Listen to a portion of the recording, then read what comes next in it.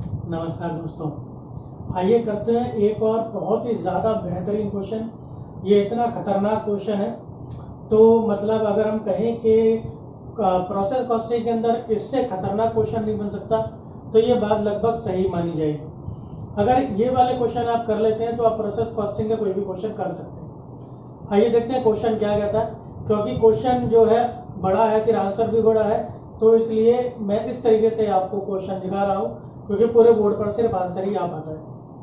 देखिए क्वेश्चन, एक प्रोडक्ट है जो 3 प्रोसेस से गुजरता है X, Y और Z, और कुछ डिफरेंट डिटेल्स आपको दी हुई है। रॉ मटेरियल यूज किया है 10,000 kg और 1 kg की कॉस्ट है 100 रुपये। फिर वेजेस एंड एक्सपेंसेस हैं 46,000, 1,13,000, 150, 97,200। वेट लॉस है यानी कि नॉर्मल लॉस 5%, 15%, 20%। स्क्रैप जो है वो बेचा है 2 रुपये पर यूनिट, 5 रुपये और 10 रुपये पर यूनिट। आउटपुट को जो है बेच दिया गया। ये इसमें नई चीज है कि जो आउटपुट आता है आपका उसको बेचा जाता है हर प्रोसेस में 120 रुपये के रेट पर, 165 और 250 रुपये।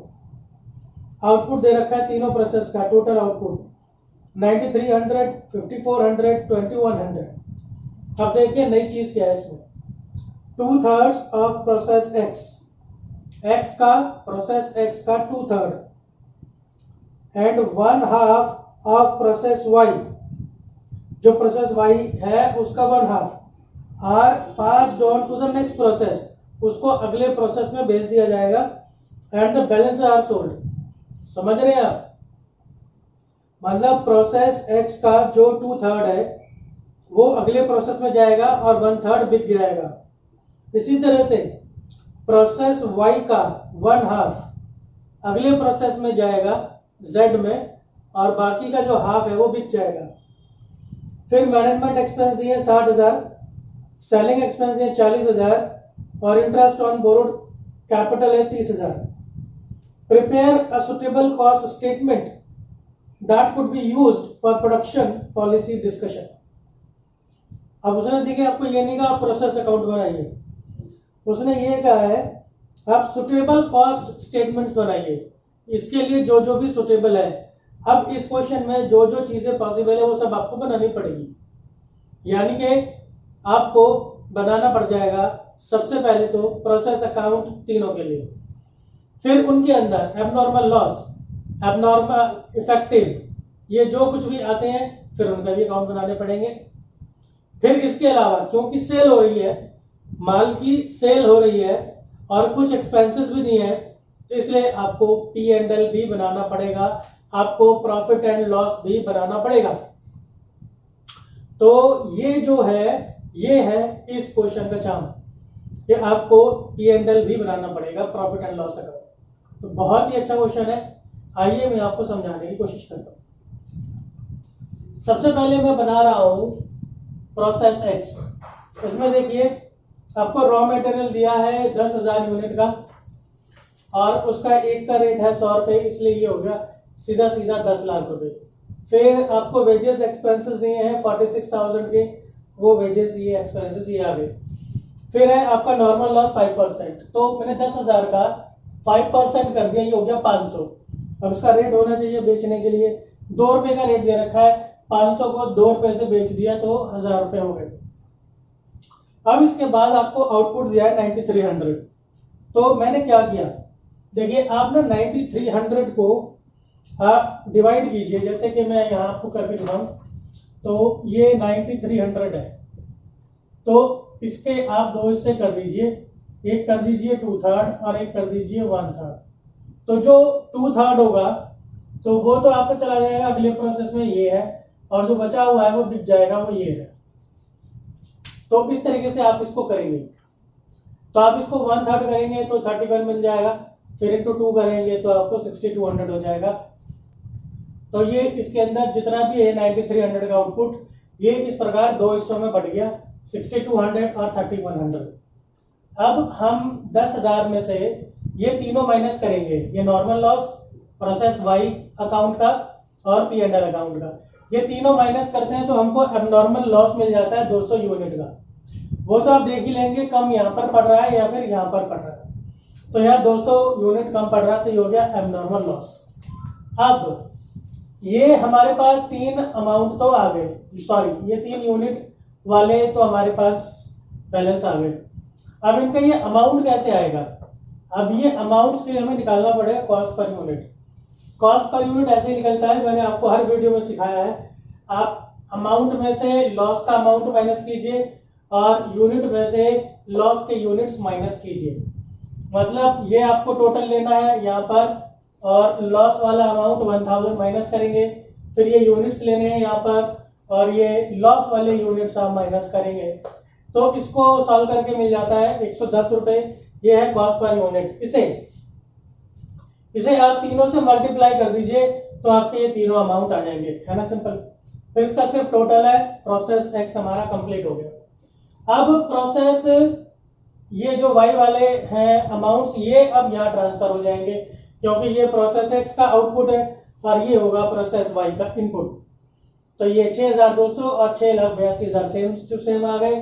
फिर इनके वेजेस और एक्सपेंसेस आ जाएंगे 1,13,150। फिर 15% का नॉर्मल लॉस करेंगे, 6,200 का 15% 930।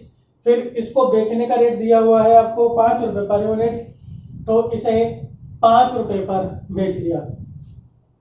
अब इसके बाद फिर से हमारे पास आउटपुट है, वो है 5400। अब जो 5400 का आउटपुट है उसको अब हम बेचेंगे, उसी तरह से 2 हिस्सों में बांट देंगे, हाफ में और हाफ में। जैसा कि हमने क्वेश्चन में कहा है कि जो हाफ है वो अगले प्रोसेस में चला जाएगा और जो हाफ है वो सेल कर दिया जाएगा, बिक जाएगा। तो हाफ इसका वही आ रहा है 2700।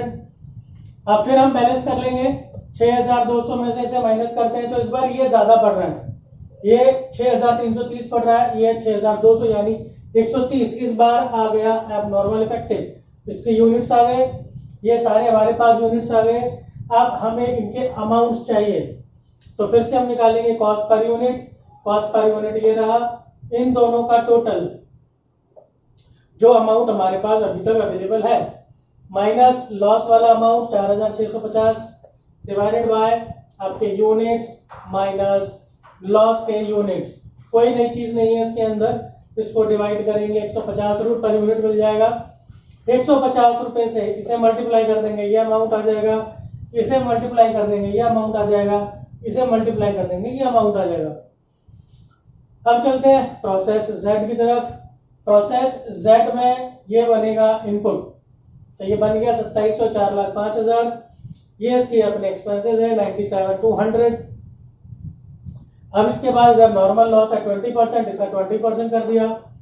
और अब की बार उसने ये देखिए, ये है कि जो अगले वाला है ना, मतलब जो लास्ट का जो आपका प्रोसेस अकाउंट है, अब इसमें से किसी और प्रोसेस में तो जा नहीं रहा, यहाँ पर तो फिनिश हो गया। और फिर इसका जो है वो सेलिंग प्राइस भी दिया हुआ है कि 250 रुपए पर बिक जाएगा आखिरी वाले प्रोसेस का जो माल है। तो अब अगले प्रोसेस में जाने के लिए कुछ भी नहीं है, जितना भी दे रखा है 2100 है, सारा का सारा सेल हो जाएगा, सारा का सारा बिक जाएगा। तो इसलिए ये 2100 सीधा आ गया। फिर 2700 में से हम ये दोनों माइनस कर देते हैं तो ये अब नॉर्मल लॉस के यूनिट्स आ जाएंगे 60। हमें यहाँ फिर चाहिए cost per unit. Cost per unit ये हमने निकाल ली, 230 रुपए आई। 230 रुपए से हम 60 को मल्टीप्लाई कर देंगे, और ये जो 2100 है, ये जो बिकना है हमें, तो ये जो इस पर भी हम इसको मल्टीप्लाई कर देंगे, तो हमारा बन जाएगा ये 230 से इसको हम मल्टीप्लाई कर देंगे। अब इसके बाद ये जो हमारे प्रोसेस हैं एक्स वाई और जेड, ये तो हमारे कंप्लीट हो गए। अब देखते हैं कि जो बाकी के हैं, जैसे कि एबनॉर्मल वेस्टेज अकाउंट है या एबनॉर्मल लॉस अकाउंट है। अब ये देखिए एबनॉर्मल लॉस किस किस में आ रहा है, एक्स में आ रहा है और जेड में आ रहा है। ये रहा एबनॉर्मल लॉस, इसे उठा के उल्टी साइड पे रख दीजिए, और ये रहा एबनॉर्मल लॉस, इसे भी उठा के उल्टी साइड पे रख दीजिए। अब यहाँ पर हम इन्हीं को बेचेंगे तो यूनिट तो सेम रहेंगे आपके, और जो रेट लगेगा वो वही लगेगा जो कबाड़ी वाला रेट था। यहाँ पर कबाड़ी वाला जो रेट था वो था आपका 2 रुपए, तो ये 2 रुपए अप्लाई हो गया, तो ये 400 बन गया। और सी वाले में जो कबाड़ी वाला रेट था वो था आपका 10 रुपये, तो ये 10 रुपये अप्लाई हो गया। अरे भैया 600, फिर इनके टोटल अमाउंट का बैलेंस कर लेंगे तो ये बैलेंस हमें मिल जाता है P&L अकाउंट 34,800, जिसको कॉस्टिंग P&L भी बोलते हैं। फिर हमारे पास है abnormal effective account. Abnormal effective सिर्फ प्रोसेस वाई के अंदर था, ये रहा एबनॉर्मल इफेक्टिव, तो ये उठ के उल्टी साइड पे चला जाएगा, ये इधर आ गया। फिर इसी यूनिट्स को हम जो कबाड़ी वाला रेट था उसके ऊपर बेचेंगे। इसका कबाड़ी वाला रेट था 5 रुपए का, तो 5 रुपए पर इसे बेचा तो हमें फिर P&L मिल गया 18,850 इस बार में इस साइड में मिला है। इस P&L का मतलब है हमें इतने का लॉस हो गया, इस P&L का मतलब है हमें इतने का प्रॉफिट हो गया। अब आखिरी चीज जो मेन है इसका ट्रिकी स्टेप वो है प्रॉफिट एंड लॉस अकाउंट बनाना। अब एक काम करो, आप इन 5 अकाउंट में 3 अकाउंट ये रहे, 2 अकाउंट ये रहे, इनमें जहां जहां कहीं भी P&L लिखा है वो सारी एंट्रीज उठा के प्रॉफिट एंड लॉस अकाउंट में डाल दो उल्टी जगह पे। देखो ये है P&L 3100 और 3,41,000 प्रोसेस एक्स से, ये अभी इस साइड में है तो इसे हम इस साइड में डाल देंगे, ये रहा 3100 और 3,41,000। ऐसे ही इसका है 2700 4,05,000 और इसका है 2100 4,83,000। फिर इसके अलावा जो हमें 3 खर्चे दे रखे हैं, मैनेजमेंट एक्सपेंस, सेलिंग एक्सपेंस और इंटरेस्ट वाला, वो तीनों खर्चे यहाँ डाल देंगे। ये तो P&L है ना सीधा सीधा, ये डेबिट साइड है और ये अभी क्रेडिट साइड है, यहाँ पर आप सारे खर्चे डालेंगे। फिर इसके बाद और देखिए कहीं पर अगर आपको P&L दिख रहा है तो यहाँ नहीं है, फिर यहाँ पर कहीं P&L है, ये रहा, ये P&L है 34,800, नाम लिखा जाएगा एबनॉर्मल वेस्टेज का, तो ये एबनॉर्मल लॉस ये आ गया आपका 34,800। तो P&L की डेबिट साइड आपकी पूरी हो चुकी है।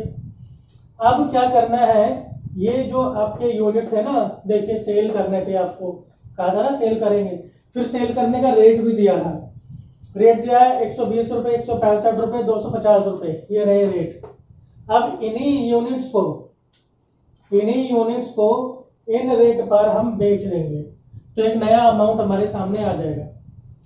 और एबनॉर्मल इफेक्टिव में भी एक P&L की एंट्री है, ये रही 18,850 की, ये इधर उल्टी साइड में आ जाएगी 18,850 की। और फिर आपने सिर्फ बैलेंस कर देना है और आपको नेट लॉस मिलता है 32,450 का। लॉस क्यों कह रहा हूं, क्योंकि ये क्रेडिट साइड में आया है, अगर ये डेबिट साइड में आता तो ये होता नेट प्रॉफिट। तो इस तरीके से आपको ये वाला क्वेश्चन करना है P&L वाला। ये ऐसा क्वेश्चन है, अगर आप इस तरह क्वेश्चन कर लेते हैं फिर आपको प्रोसेस कॉस्टिंग जो है वो पूरी की पूरी आ जाती है, फिर आपके बहुत सारे डाउट्स इनसे जो है क्लियर हो जाते हैं। इस तरह क्वेश्चन करके आप बन जाएंगे कॉस्टिंग के, प्रोसेस कॉस्टिंग के मास्टर। इस वीडियो में इतना ही, मिलता हूं आपसे अगली वीडियो में, धन्यवाद।